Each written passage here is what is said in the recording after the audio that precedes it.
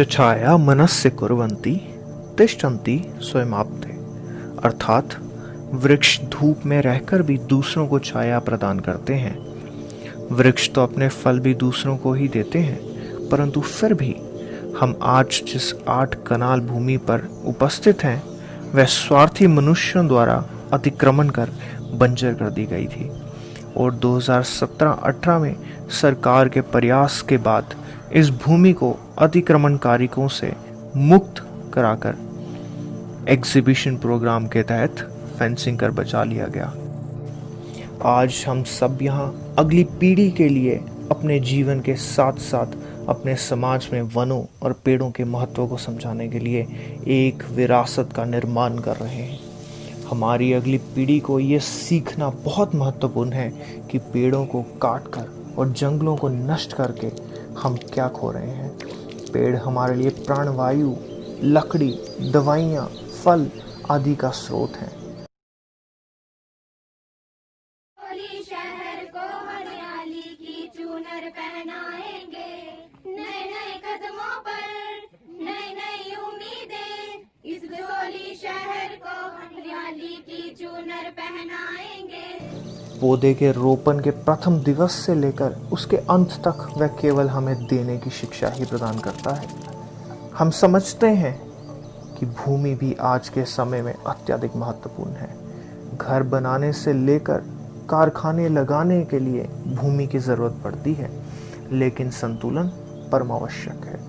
आज की यह ड्राइव उसी संतुलन की खोज में एक प्रयोग है और इसकी सफलता के लिए आज हम सब यहाँ जापानी मियावाकी तकनीक का प्रयोग कर रहे हैं। जापानी मियावाकी वनों की कटाई की नवीनतम वैज्ञानिक तकनीकों का उपयोग कर शहरी वनों को उगाने और हरे आवरण का विस्तार करने के साथ साथ निर्धारित वृक्षारोपण को पूरा करने की विधि का उपयुक्त मार्ग है, जिससे आने वाली पीढ़ियों के लिए विरासत और धरोहर के लक्ष्य की पूर्ति भी होगी। इस तकनीक ने बैकयार्ड को मिनी वनों में बदलकर शहरी वनीकरण की अवधारणा में क्रांति ला दी है।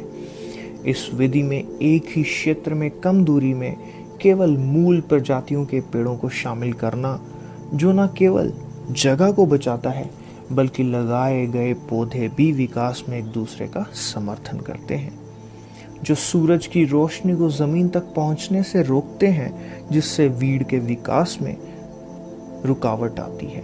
पहले 3 वर्षों के बाद पौधे रखरखाव मुक्त आत्म टिकाऊ बन जाते हैं। दृष्टिकोण यह सुनिश्चित करने के लिए माना जाता है कि पौधे की वृद्धि 10 गुना तेज है और परिणाम स्वरूप वृक्षारोपण सामान्य से 30 गुना अधिक सघन है।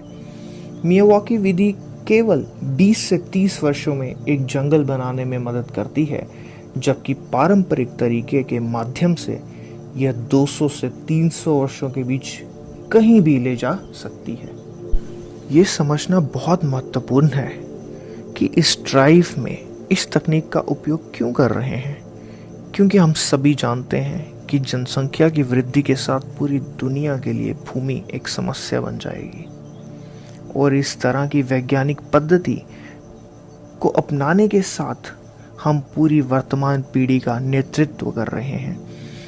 1 इंच भूमि को बर्बाद किए बिना आबादी के अनुपात में वन अनुपात की आवश्यकता को पूरा करने के लिए इस तरह की स्मार्ट और वैज्ञानिक तकनीक के साथ हमारी भूमि को वनीकरण करने के लिए स्मार्ट बनना ज़रूरी है। अच्छी तरह से इस वैज्ञानिक तकनीक के बारे में अधिक बात करना और केवल नेटिव प्रजातियों को अच्छी वृद्धि, उत्पाद की गुणवत्ता और अधिकतम जीवित रहने की दर देखकर महत्वपूर्ण भूमिका निभाई जा सकती है और एक संतुलन बनाया जा सकता है।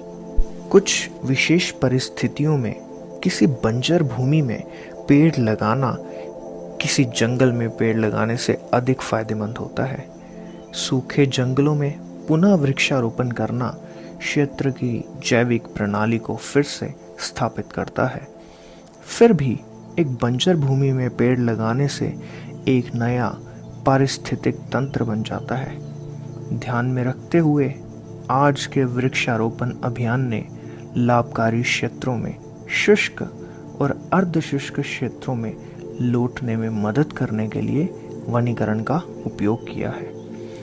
इस तरह ये बंजर भूमि की उपस्थिति को सुखद क्षेत्रों में सुधारता है।